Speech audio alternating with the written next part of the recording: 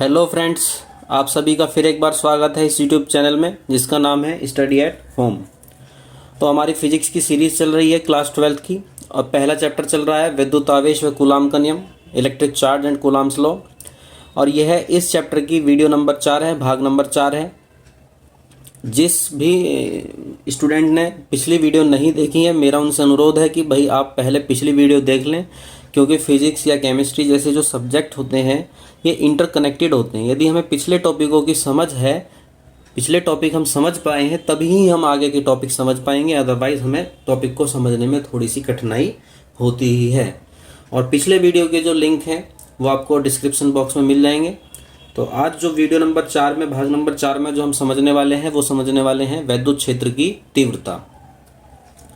वैद्युत क्षेत्र की तीव्रता को हम इंग्लिश में कहते हैं intensity of electric field. Intensity का मतलब होता है तीव्रता और इलेक्ट्रिक फील्ड का मतलब होता है वैद्युत क्षेत्र। तो वैद्युत क्षेत्र की तीव्रता यानी कि इंटेंसिटी ऑफ इलेक्ट्रिक फील्ड। ठीक है, तो चलिए शुरू करते हैं। पिछली वीडियो में मैंने आपको वैद्युत क्षेत्र बताया था। तो वैद्युत क्षेत्र क्या होता है, वैद्युत क्षेत्र या इलेक्ट्रिक फील्ड क्या होता है? वैद्युत क्षेत्र एक ऐसा क्षेत्र होता है कि मान लीजिए वैद्युत क्षेत्र, हमने कहा कि भैया वैद्युत क्षेत्र है, तो इसका मतलब क्या है? इसका मतलब ये है कि यदि यहाँ इस क्षेत्र में आप कोई बिंदु आवेश रखेंगे, कोई चार्ज रखेंगे, कोई चार्ज पार्टिकल रखेंगे, कोई ऐसा कण रखेंगे जिस पर आवेश हो। मान लो मैंने यहाँ एक कण रख दिया और ये कैसा कण है? ये एक आवेशित कण है। ठीक है, कैसा कण है? ये आवेशित कण है। तो इस आवेशित कण पे क्या होगा? बल लगने लगेगा। वैद्युत क्षेत्र का मीनिंग ये होता है कि जब कोई क्षेत्र हो जिसमें हम कोई आवेशित कण रखें तो उस आवेशित कण पे क्या हो? बल लगने लगे। अगर बल लग रहा है तो ये वैद्युत क्षेत्र है। यानी वैद्युत क्षेत्र क्या है? ऐसा क्षेत्र जिसमें कि आवेशित कण रखें तो उस पर क्या लगने लगे? बल। अब देखिए, बल तो लगने लगा है, अब हमें ये जानना है कि भाई बल कितना लग रहा है। और जब हम ये जानने की कोशिश करते हैं कि बल कितना लग रहा है तो उसी चीज को हम कहते हैं कि वैद्युत क्षेत्र की तीव्रता निकालने की कोशिश कर रहे हैं। तो चलिए शुरू करते हैं विद्युत क्षेत्र की तीव्रता। तो इसकी दो डेफिनेशन होंगी, दो परिभाषाएं अलग अलग तरीके से समझते हैं। तो जो प्रथम स्थिति है, प्रथम जो परिभाषा है वो देखते हैं। प्रथम परिभाषा देखते हैं इसकी। आपको जो अच्छी लगे वो आप एग्जाम में लिखिए। दोनों ही डेफिनेशन बिल्कुल ठीक हैं, दोनों ही चेक की जाती हैं। आपको जो बढ़िया समझ में आए, जिसके लिए आपको लगे कि मुझे आसान लग रहा है, वो आप लिखिए। तो प्रथम परिभाषा में हम क्या देखते हैं कि मान लिया ये वैद्युत क्षेत्र था, ठीक है, और इस वैद्युत क्षेत्र में एक बिंदु था ए। ये एक बिंदु है ए, ठीक है, और इस बिंदु ए पर हमने ये एक बिंदु आवेश रखा हुआ है। क्या रखा हुआ है? बिंदु आवेश रखा हुआ है। और ये जो बिंदु आवेश है इसका मान है Q। ठीक है, कितना मान है इसका? Q। तो चूंकि ये आवेशित कण है, आवेश है, तो इस पर क्या लगेगा? आप खुद सोचो, क्या लगेगा? इस पर बल लगेगा। ठीक है, क्योंकि ये क्या है? वैद्युत क्षेत्र है और वैद्युत क्षेत्र में हमने ये आवेशित कण रखा हुआ है, तो इस पर क्या लगना शुरू हो जाएगा? बल लगना शुरू हो जाएगा। मान लीजिए कि इस पर जो बल लगता है वो लगता है F। कितना बल लग रहा है इस पर? F बल लग रहा है। ठीक है, तो इस पर बल लगा है F। तो अब डेफिनेशन क्या है इसकी, क्या मतलब कंसेप्ट है इसका? तो ये कंसेप्ट है कि भाई जब हम किसी वैद्युत क्षेत्र के भीतर किसी बिंदु पर कोई आवेश रखते हैं तो उस आवेश पर लगने वाले बल, कि उस पर कितना बल लगा ये हमें देखना है, कि उस आवेश पर लगने वाले बल तथा उस आवेश के परिमाण, यानी जितना उस आवेश का मान है। देखो, आवेश दो तरह के होते हैं ना, एक पॉजिटिव होता है और एक नेगेटिव होता है। हमें यहाँ पॉजिटिव नेगेटिव नहीं देखना, हमें केवल देखनी उसकी वैल्यू, उसका मान देखना हमें। तो आवेश पर लगने वाला बल, आवेश पर जितना बल लग रहा है वो बल, और उस आवेश का परिमाण यानी कि उसका मान कितना था, इसका जो अनुपात है, इन दोनों का जो अनुपात है, ठीक है, इस अनुपात को हम कहते हैं वैद्युत क्षेत्र की तीव्रता, इंटेंसिटी ऑफ इलेक्ट्रिक फील्ड। तो आप खुद सोचिए कि किन दो चीजों का अनुपात निकाल रहे हैं। आप रटिए मत डेफिनेशन को, आप सोचिए कि किन दो चीजों का अनुपात निकालना है हमें। किन दो चीजों का अनुपात निकाल रहे हैं? एक है बल और एक है आवेश का परिमाण। तो बल के परिमाण और आवेश के परिमाण का जो अनुपात है, जो निष्पत्ति है, उस अनुपात को हम लोग कहते हैं वैद्युत क्षेत्र की तीव्रता। तो वैद्युत क्षेत्र के भीतर, तो इसकी डेफिनेशन लिख रहा हूं मैं, वैद्युत क्षेत्र के भीतर किसी बिंदु पर, और आप जैसे जैसे डेफिनेशन लिखें उसे यहाँ मैच करते चलें, उससे कोरिलेट करें, उसे मिलाएं कि वैद्युत क्षेत्र था, वैद्युत क्षेत्र के भीतर किसी बिंदु, ये रहा बिंदु हमारा, वैद्युत क्षेत्र के भीतर किसी बिंदु पर स्थित बिंदु आवेश पर लगने वाले बल तथा, ये ना यहाँ हमने बिंदु आवेश रखा इस बिंदु पे, तो उस पर क्या लगने लगा, बल, लगने वाले बल तथा उस आवेश के परिमाण, यानी उस आवेश का मान हमें लेना है, की निष्पत्ति को एक तरह से अनुपात ही समझ सकते हैं आप, कि निष्पत्ति को, अब यहां ध्यान देंगे कि हमने अनुपात तो निकाल लिया, और उस अनुपात को हम क्या बोलेंगे, वैद्युत क्षेत्र की तीव्रता बोलेंगे। अब ये जो वैद्युत क्षेत्र की तीव्रता होगी ना, ये उसी बिंदु पर निकल के आएगी जिस बिंदु पर हमने आवेश रखा था। तो निष्पत्ति को उस बिंदु पर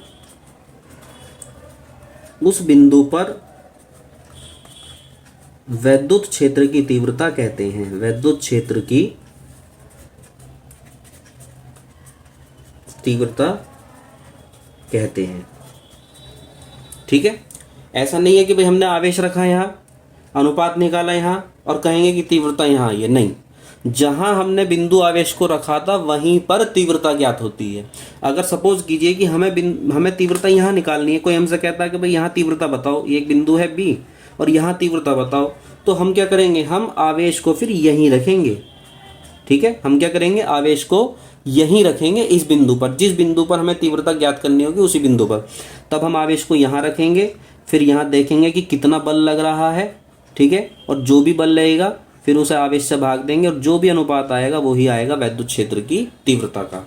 तो ये बात समझ पा रहे हैं उस बिंदु पर। इसका मीनिंग क्या है, इसका मीनिंग ये है कि जहां हमने बिंदु आवेश रखा था, तीव्रता भी, वैद्युत क्षेत्र की तीव्रता भी उसी बिंदु पर निकल कर आएगी। तो एक बार डेफिनेशन पढ़ते हैं, वैद्युत क्षेत्र के भीतर किसी बिंदु पर स्थित बिंदु आवेश, ये रहा बिंदु आवेश, पर लगने वाले बल, ये लगा बल इस पर, तथा आवेश के परिमाण की निष्पत्ति को उस बिंदु पर वैद्युत क्षेत्र की तीव्रता कहते हैं।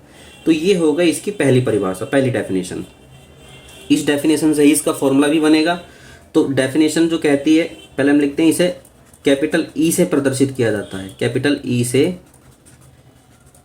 प्रदर्शित किया जाता है।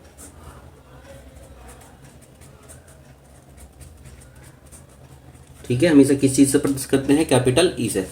देखिए तीव्रता क्या है, वैद्युत क्षेत्र की तीव्रता क्या है, निष्पत्ति है, यानी अनुपात है। किन दो चीजों का अनुपात है, बल का और आवेश का। तो यही इसका फॉर्मूला होगा कि वैद्युत क्षेत्र की तीव्रता,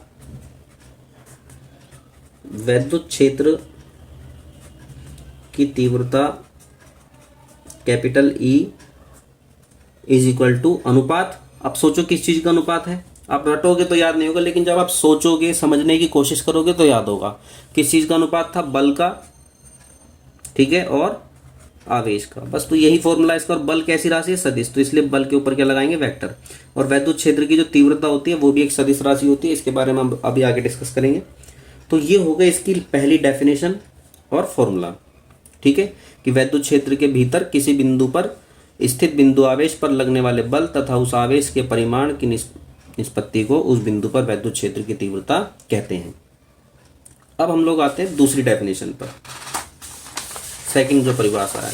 मैं आपसे कह रहा हूँ कोई भी डेफिनेशन जो आपको बढ़िया लगे वो आप एग्जाम में लिखिए, दोनों ही डेफिनेशन ठीक है, दोनों ही एग्जैक्ट सही है। ठीक है, तो चलिए दूसरी डेफिनेशन देखते हैं। अभी हमने वैद्युत क्षेत्र की तीव्रता का फॉर्मूला देखा था, तो वैद्युत क्षेत्र की तीव्रता का फॉर्मूला क्या था, सोचो, और सोच लिया होगा। क्या फॉर्मूला था, F/Q, यही था ना। अब सोचो कि यदि ये आवेश जो है, इस आवेश का मान 1 हो, एकांक हो, 1 कूलाम हो। 1 कूलाम का यानी मतलब क्या है, एकांक आवेश है। ठीक है, 1 कूलाम का मतलब क्या है, एकांक आवेश। भाई एकांक, एक अंक, यानी उसका मान कितना है, 1 है।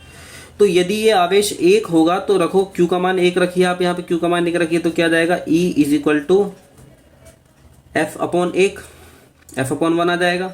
तो ई इज इक्वल टू क्या आ जाएगा, ई इज इक्वल टू आ जाएगा एफ। यानी कि हमने क्या समझा यहाँ से, हमने ये समझा कि यदि आवेश एकांक है तो उस पर जो बल लग रहा है वही है वैद्युत क्षेत्र की तीव्रता। ठीक है, यदि आवेश एकांक है, एकांक आवेश पर लगने वाले बल को ही वैद्युत क्षेत्र की तीव्रता कहते हैं। तो इसकी डेफिनेशन क्या होगी, ये रहा हमारा वैद्युत क्षेत्र, ये हो गया कोई बिंदु, और इस पर रखेंगे हम बिंदु आवेश। लेकिन इस बार जो बिंदु आवेश हम लोग रख रहे हैं कैसा है, एकांक। तो एकांक बिंदु आवेश रख रहे हैं हम इस बार, है ना। और इस पर जो बल लग रहा है, इस पर जो भी बल लगेगा वही है वैद्युत क्षेत्र की तीव्रता। क्योंकि इस बार आवेश कैसा हो गया, एकांक, और एकांक आवेश हो गया तो अब आप क्यू का मान एक रखा तो क्या आ गया, ई बराबर एफ ही आ गया ना। तो इसका मतलब एकांक आवेश पर जो भी बल लगेगा वही है क्या है, वैद्युत क्षेत्र की तीव्रता। तो डेफिनेशन क्या होगी इसकी, कि वैद्युत क्षेत्र के भीतर, वैद्युत क्षेत्र के भीतर किसी बिंदु पर, अब मिलाते चलिए, वैद्युत क्षेत्र के भीतर किसी बिंदु पर एकांक आ गया, एकांक, एकांक धनावेश या बिंदु आवेश, एकांक धनावेश पर लगने वाले बल, ठीक है, एकांक धनावेश पर लगने वाले बल, लगने वाले बल को ही उस बिंदु पर वैद्युत क्षेत्र की तीव्रता कहते हैं। वैद्युत क्षेत्र की तीव्रता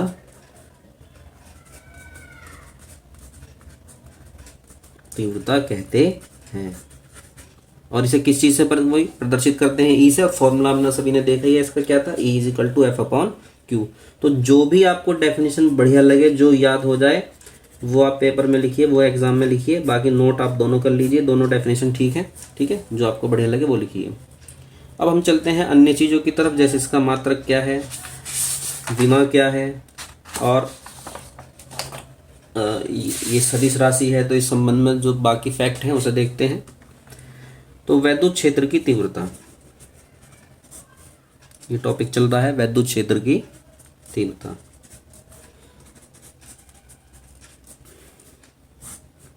ये जो वैद्युत क्षेत्र की तीव्रता है, इसका सबसे पहले हम देखते हैं फॉर्मूला, सूत्र।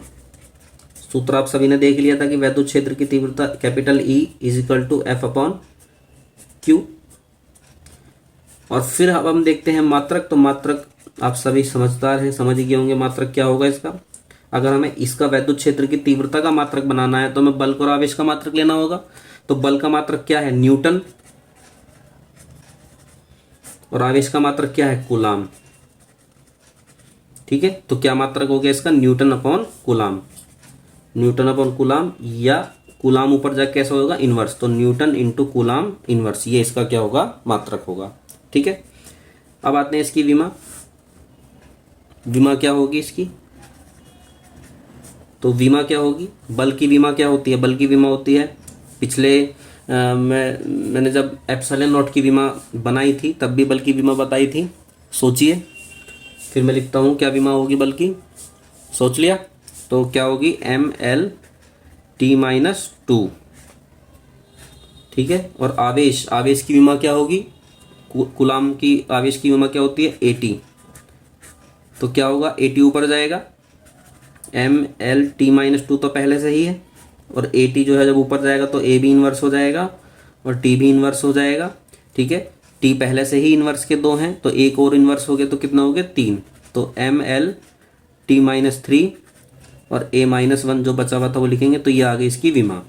ठीक है, एक मात्रक मैंने आपको और सिखाया था एम के पद्धति में बनाना किस तरीके से बनाते हैं। एम फॉर मास, मास का मतलब द्रव्यमान, द्रव्यमान का मात्रक हो गया kilogram. L for length, length का मतलब लंबाई, लंबाई का मात्रक हो गया metre. T for time, time का मतलब क्या होता है, समय, समय यानी कि सेकंड। और तीन इनवर्स हैं, तीन माइनस तो लिख देंगे, और ए है एम्पियर माइनस वन। तो इस तरीके से ये भी मात्रक है। ठीक है, तो ये कौन सी पद्धति में है, ये है MKS पद्धति में। देखिए अभी जो हमने जो फॉर्मूलों के आधार पर जो मात्रक बनाया है वो है न्यूटन अपॉन कूलाम या न्यूटन कूलाम इनवर्स। ठीक है। लेकिन वैद्युत क्षेत्र की तीव्रता के और भी मात्रक हैं, और जो मात्रक हैं उसके, वो हम जब आगे चैप्टर चलेंगे तो उसमें हम डिस्कस करते चलेंगे, ठीक है। क्योंकि जो हमारा बोर्ड का एग्जाम होता है उसमें वैद्युत क्षेत्र की तीव्रता का मात्रक पूछा जाता है, और वहाँ 2-3 मात्रक रख दिए जाते हैं, ठीक है। वहाँ हमें बताना होता है कि कौन सा मात्रक नहीं है। तो और भी मात्रक हैं, ठीक है, और भी मात्रक है, जैसे वोल्ट अपॉन मीटर है, वोल्ट बटे मीटर है, तो वो भी इसका मात्रक है, ठीक है। जैसे अभी तो हम समझ नहीं पाएंगे कहाँ इसका किस तरीके से बना है, तो वोल्ट बटे मीटर ये भी मात्रक है वैद्युत क्षेत्र की तीव्रता का।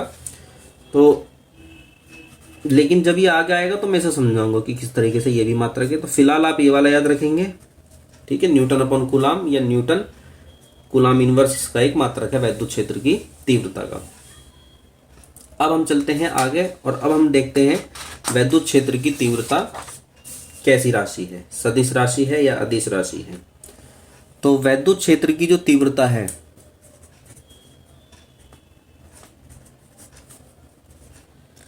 वैद्युत क्षेत्र की तीव्रता, वैद्युत क्षेत्र की तीव्रता जो है वो एक सदिश राशि है। कैसी राशि है? सदिश राशि है, सदिश राशि है। अब हमने यहां लिख तो दिया सदिश राशि है, लेकिन हमें इसका कंसेप्ट समझना है कि सदिश राशि है तो इस बात का मीनिंग क्या है, इसका मीनिंग क्या है कि ये सदिश राशि है। ये जानना हमें कि सदिश राशि यदि हम कह रहे हैं तो इस बात का मीनिंग क्या है, ठीक है। तो इस बात का मीनिंग ये है कि भाई मान लिया एक वैद्युत क्षेत्र है, एक वैद्युत क्षेत्र है, और इस वैद्युत क्षेत्र में ये एक बिंदु है ए। अब मान लिया कि ये बिंदु ए है और इस बिंदु ए पर हम वैद्युत क्षेत्र की तीव्रता ज्ञात करते हैं। तो वैद्युत क्षेत्र की तीव्रता पहली बात तो सदिश राशि है। तो सदिश राशि होने का मीनिंग ये है कि इसकी एक दिशा भी है, इसकी दिशा भी होती है, ठीक है। क्या है? इसकी एक दिशा है। तो वैद्युत क्षेत्र की तीव्रता जब हम यहां ज्ञात करेंगे तो उसकी एक तीव्रता की एक दिशा भी निकलेगी, उसकी एक दिशा भी होगी। वैद्युत क्षेत्र की तीव्रता की क्या होगी? दिशा भी होगी। सपोज कर लीजिए ए पर जो वैद्युत क्षेत्र है उसकी दिशा ये है, वैद्युत क्षेत्र की तीव्रता की जो दिशा है वो ये है, ठीक है। या मान लीजिए बी एक बिंदु है, इस पर हम वैद्युत क्षेत्र ज्ञात करते हैं। तो जो वैद्युत क्षेत्र की तीव्रता जो होगी उस वैद्युत क्षेत्र की तीव्रता की क्या होगी? एक दिशा भी होगी। और मान लीजिए कि यहां जो वैद्युत क्षेत्र की तीव्रता है उसकी दिशा है ये। मान लीजिए एक तीसरा बिंदु है सी, यहां हम लोग वैद्युत क्षेत्र की तीव्रता ज्ञात करते हैं, तो यहां भी क्या होगी? एक दिशा होगी। मान लीजिए यहां दिशा है ये। तो प्रत्येक बिंदु पर जहां भी हम वैद्युत क्षेत्र ज्ञात करेंगे, वैद्युत क्षेत्र की दिशा ज्ञात करें, वैद्युत क्षेत्र की तीव्रता ज्ञात करेंगे, तो उस वैद्युत क्षेत्र की तीव्रता की एक दिशा भी होगी। और वो जो दिशा होगी वो एक ही दिशा होगी। ऐसा नहीं होगा कि एक बिंदु पर दो दिशा हो जाए। मान लीजिए हम कहने लगे कि एक दिशा तो ये बिंदु है, ये बिंदु है सी, इस बिंदु सी पे एक दिशा तो ये हो गई और एक दिशा ये हो गई, ऐसे हो गई। नहीं, एक ही दिशा होगी, एक बिंदु पर दो दिशाएं नहीं होंगी। तो वैद्युत क्षेत्र की तीव्रता कैसी राशि है? एक सदिश राशि है, एक वेक्टर क्वांटिटी है। अदिश को बोलते हैं स्केलर और सदिश को बोलते हैं वेक्टर। तो वैद्युत क्षेत्र की तीव्रता एक सदिश राशि है, एक वेक्टर है, ठीक है। और इसीलिए जब हम लिखते हैं तो वैद्युत क्षेत्र की तीव्रता ई के ऊपर क्या लगाते हैं? वेक्टर लगाते हैं, ठीक। तो पहला पॉइंट हमने जाना कि वैद्युत क्षेत्र की तीव्रता एक सदिश राशि है और प्रत्येक बिंदु पर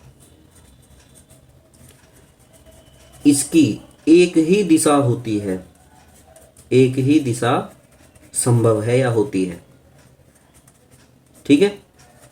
दूसरी बात क्या है?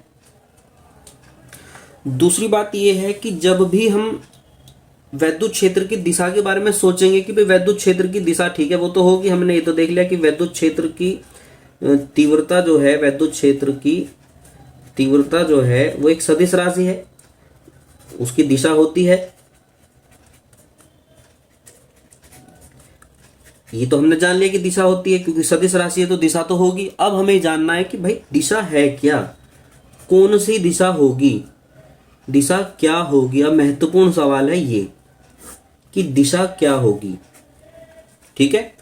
और सबसे ज्यादा जो इंपॉर्टेंट और बच्चों को कंफ्यूजन जो क्रिएट होती है, जो पूरी फिजिक्स पढ़ने के बाद भी याद नहीं रह पाता, समझ नहीं पाते हैं, वो यही है। हम ये तो जान चुके हैं कि वैद्युत क्षेत्र की तीव्रता एक सदिश राशि है, यानी उसकी दिशा होती है। अब हम ये जानना चाह रहे हैं कि दिशा क्या होती है। तो दिशा हमेशा ज्ञात होगी बल की दिशा से, बल की दिशा से ज्ञात होगी। ठीक है, अगर हमें वैद्युत क्षेत्र की तीव्रता की दिशा ज्ञात करनी है तो इसका मतलब हमें ये देखना पड़ेगा कि उस बिंदु पर जो आवेश रखा है उस आवेश पर बल की दिशा क्या है, उस आवेश पर बल किस दिशा में लग रहा है। ठीक है, तो अब हम जानते हैं आवेशित कण दो प्रकार के होते हैं, एक होता है पॉजिटिव धनावेशित कण होते हैं और एक होते हैं नेगेटिव ऋणावेशित कण होते हैं। ठीक है, एक कैसे होते हैं, पॉजिटिव कण होते हैं, धनावेशित कण होते हैं, एक होते हैं नेगेटिव ऋणावेशित कण होते हैं। तो जो पॉजिटिव कण है, जो धनावेशित कण है, धनावेशित कणों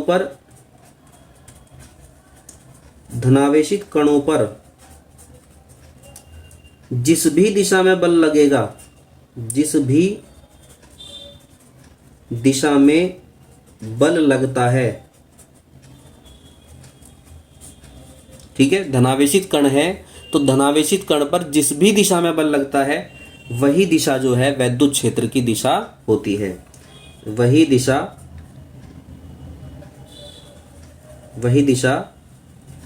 वैद्युत क्षेत्र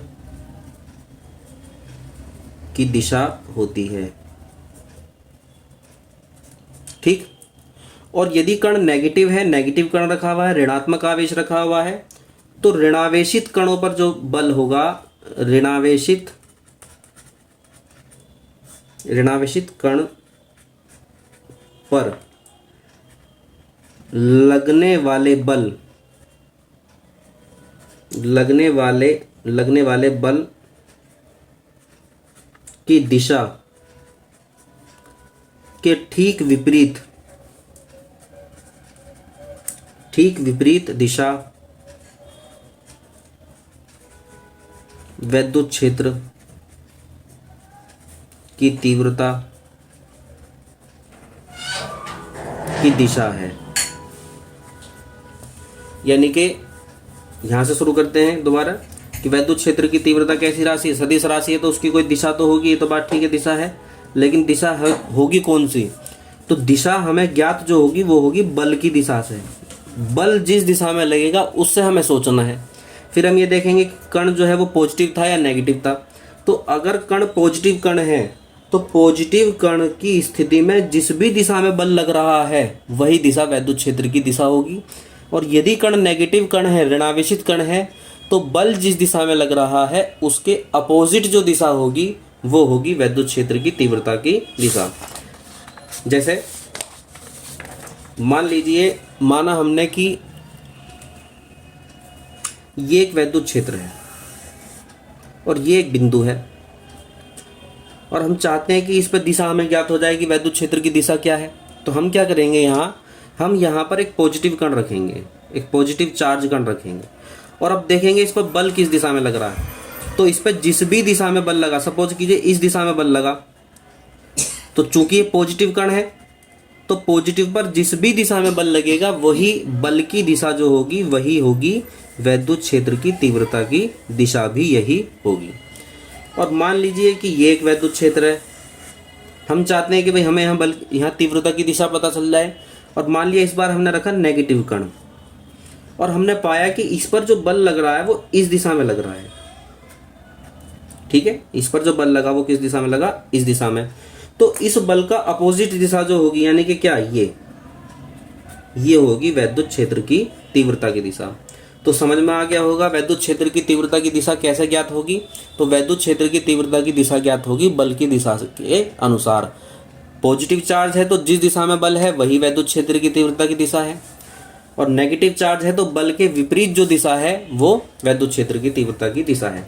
दूसरी बात यह है कि जब हम कभी भी वैद्युत क्षेत्र की तीव्रता का फॉर्मूला इस्तेमाल करते हैं तो उस फॉर्मूले में हम कभी भी आवेश के साथ उसका चार्ज नहीं रखते हैं।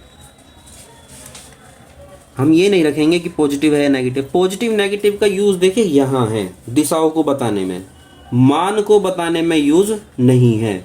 मान तो केवल हमें यहाँ पे वैल्यू रखनी है, ठीक है। तो ये है हमारा वैद्युत क्षेत्र की तीव्रता का टॉपिक। और अब हम करने वाले हैं एक डेरिवेशन, जिसमें हम ये निकालेंगे, क्या निकालेंगे, चलिए नेक्स्ट पेज पे देखते हैं क्या निकालने वाले हैं।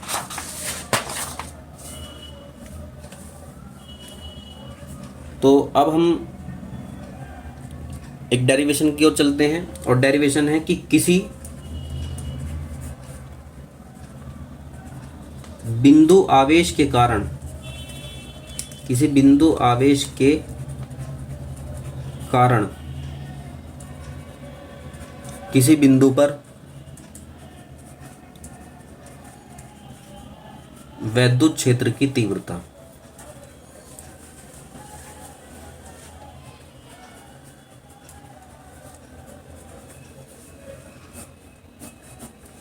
ये हम डेरिवेशन करना चाह रहे हैं। सबसे पहले समझते हैं कि हम लोगों को करना क्या है डेरिवेशन में। डेरिवेशन की कई, जब हम कोई डेरिवेशन करते हैं तो हमारे सामने कई सारे प्रश्न होते हैं। उसमें पहला प्रश्न ये है कि हम करना क्या चाह रहे हैं, ज्ञात क्या करना चाह रहे हैं। तो हम ये ज्ञात करना चाह रहे हैं कि मान लीजिए ये एक पॉइंट चार्ज है, एक बिंदु आवेश है जिसका मान है +q, ठीक है। ये एक पॉइंट चार्ज है, एक बिंदु आवेश है, और इस बिंदु आवेश से कुछ दूरी पर, मान लीजिए स्मॉल r दूरी पर एक ये बिंदु है A। तो हम ये करना चाह रहे हैं कि इस बिंदु आवेश के कारण, यानी इसके कारण यहाँ A बिंदु पर जो वैद्युत क्षेत्र उत्पन्न हुआ है, मैंने जब वैद्युत क्षेत्र में बता रहा था तभी मैंने बताया था कि कोई भी आवेश जो होता है वो अपने चारों ओर वैद्युत क्षेत्र उत्पन्न कर देता है। तो इस बिंदु आवेश के कारण चारों ओर जो वैद्युत क्षेत्र उत्पन्न हुआ है उसमें ये जो बिंदु A है, तो बिंदु आवेश से स्मॉल r दूरी पर ये जो बिंदु A है, इस बिंदु A पर वैद्युत क्षेत्र की तीव्रता कितनी है। समझ आ गया क्या करना है, हमें क्या करना चाह रहे हैं हम लोग। तो ये बिंदु आवेश है, तो यहाँ हमारी हेडिंग में लिखा हुआ भी है बिंदु आवेश के कारण, ठीक है। बिंदु आवेश के कारण किसी बिंदु पर, ये रहा वो बिंदु, वैद्युत क्षेत्र की तीव्रता हमें ज्ञात करनी है। तो एक बार दोबारा मैं संक्षिप्त रूप में बता देता हूँ कि बिंदु आवेश के कारण यहाँ एक बिंदु पर हमें तीव्रता ज्ञात करनी है, ठीक है। इस बिंदु पर हमें वैद्युत क्षेत्र की तीव्रता ज्ञात करनी है। तो जो हमें करना है वो हम लिख देते हैं कि माना एक बिंदु आवेश, बताइए क्या है बिंदु आवेश, ये है बिंदु आवेश +q है, जिससे स्मॉल r दूरी पर, स्मॉल r दूरी पर कौन है बताइए, बिंदु A है। स्मॉल r दूरी पर एक बिंदु A है, और क्या करना है आप सोचिए, क्या करना है हमें, किस लिए डेरिवेशन कर रहे हैं हम लोग, जिस पर हमें, बिंदु A पर हमें क्या करना था, सोचो, जिस पर हमें वैद्युत क्षेत्र की तीव्रता ज्ञात करनी है, वैद्युत क्षेत्र की तीव्रता ज्ञात करनी है। तो ये जो हमें करना था वो हमने लिख दिया कि जिस पर हमें वैद्युत क्षेत्र की तीव्रता ज्ञात करनी है। तो एक माना एक बिंदु आवेश Q है, ये रहा +q बिंदु आवेश, और इससे स्मॉल r दूरी पर एक बिंदु है A, और इस बिंदु A पर हमें वैद्युत क्षेत्र की तीव्रता ज्ञात करनी है। तो तीव्रता ज्ञात करने के लिए क्या करेंगे हम लोग, तीव्रता ज्ञात करने के लिए हम यहाँ पर एक दूसरा चार्ज रख देते हैं। और ये जो चार्ज है इसे ध्यान से देखें, क्या है ये, +q0, और इसको हम बोलते हैं परीक्षण आवेश। क्या बोलते हैं इसे, परीक्षण आवेश, टेस्ट चार्ज। तो अब यहाँ ये बात भी लिख देते हैं कि माना बिंदु A पर एक परीक्षण आवेश Q0 +Q0 उपस्थित है। अब मुझे बताइए क्या होगा, ये परीक्षण आवेश कहाँ उपस्थित है, बिंदु A पर है, क्या होगा, ये वाला इस पर बल लगाएगा, भाई ये भी आवेश है, ये भी आवेश है, तो ये क्या करेगा, इस पर बल लगाएगा। और बल किस नियम के हिसाब से निकालते हैं? सोचिए, बल निकालते हैं कूलाम के नियम के आधार पर। तो इस प्लस Q नोट पर लगने वाला वैद्युत बल, और कितना वैद्युत बल लगेगा? कूलाम का नियम क्या कहता था कि बल is equal to 1/4 pi epsilon naught, पहला आवेश यानी ये जो लगा रहा है Q, और दूसरा आवेश जिस पर लग रहा है Q नॉट अपॉन दूरी का स्क्वायर, दूरी कितनी है R, तो R का स्क्वायर। ठीक है, लगने वाला जो वैद्युत बल है वो इतना हो गया है। और लेकिन हमें क्या निकालना था? हमें तो A पर तीव्रता निकालनी थी। तब बिंदु A पर वैद्युत क्षेत्र की तीव्रता, वैद्युत क्षेत्र की तीव्रता, तो वैद्युत क्षेत्र की तीव्रता का फॉर्मूला याद कीजिए क्या है? वैद्युत क्षेत्र की तीव्रता इज इक्वल टू बल बटे आवेश। अब जो मैं यहाँ पे कह रहा हूँ उसे ध्यान से सुनिए। तीव्रता की जो डेफिनेशन थी उसमें मैंने बताया था कि जहाँ हमें तीव्रता निकालनी होती है उसी बिंदु की बात होती है। तो तीव्रता कहाँ निकालनी थी? A की, A पर। और A पर जो आवेश रखा है वो कौन रखा है? Q या Q नॉट? ध्यान से देखो कौन सा रखा हुआ है? Q not. तो हम जब भाग देंगे तो वो Q नॉट से भाग देंगे, Q से भाग नहीं देंगे। फिर दोबारा मैं बता रहा हूँ, निकालनी तीव्रता कहाँ थी? बिंदु A पर। और A पर जो आवेश रखा हुआ है वो कौन सा रखा हुआ? Q not. तो हम जो बल को डिवाइड करेंगे वो Q नॉट से करेंगे।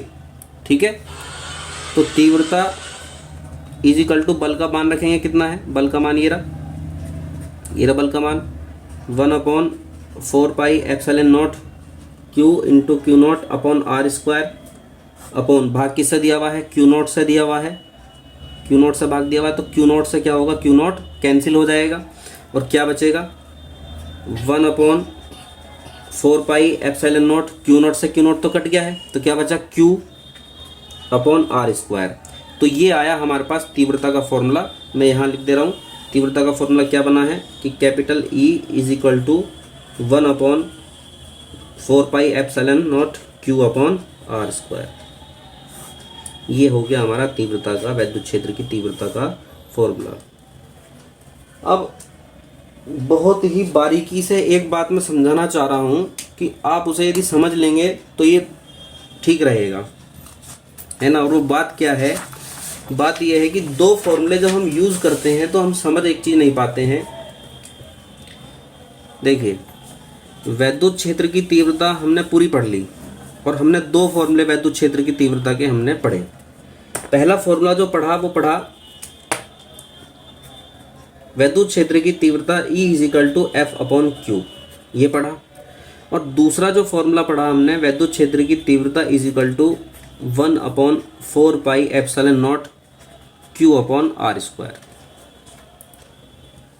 ये वाले फॉर्मूले में जो आवेश है ये वो वाला आवेश है जहां हम तीव्रता निकालना चाह रहे हैं। उस बिंदु पर जो आवेश रखा हुआ है उससे भाग करना है। ठीक है, मान लीजिए ये दो हैं, एक ये है जिसने उत्पन्न करा है और ये है। ठीक है, ये Q1 मान लिया मैंने और ये Q2 मान लिया। अब मान लो हम तीव्रता यहाँ निकालना चाह रहे हैं, यहाँ A पर, तो तीव्रता यहाँ निकालना चाह रहे हैं तो इस वाले से भाग करेंगे, इस वाले आवेश से भाग करेंगे। ठीक है, यानी कि इस फॉर्मूले में जो आवेश से भाग करना है वो कौन सा आवेश से भाग करना है? जहां तीव्रता निकाल रहे हैं, यहाँ निकाल रहे हैं तो यहाँ जो आवेश है उससे भाग करना है। जबकि इस वाले फॉर्मूले में जो आवेश रखा हुआ है, इस वाले फॉर्मूले में वो आवेश रखा हुआ है जिसने तीव्रता उत्पन्न करी है, जिसने वैद्युत क्षेत्र उत्पन्न करा। तो उत्पन्न किसने करा था? इस वाले ने। तो यहाँ आवेश ये है। ठीक है, इस बात को समझ गए हैं कि इस वाले फॉर्मूले में कौन सा आवेश है? जहाँ तीव्रता उत्पन्न हो रही है, ज्ञात करनी है। तो यहाँ ज्ञात करनी थी तो ये वाला आवेश रखेंगे। और इस वाले फॉर्मूले में आवेश कौन सा है? जिसके कारण तीव्रता उत्पन्न हुई है, यानी इसके कारण, तो ये रखेंगे। ठीक है, तो ये था हमारा वैद्युत क्षेत्र की तीव्रता का पूरा टॉपिक। उम्मीद है आपको समझ में आ गया होगा। यदि आपको ये वीडियो अच्छी लगी है तो आप इसे लाइक कीजिए, शेयर कीजिए और चैनल को सब्सक्राइब कीजिए। धन्यवाद।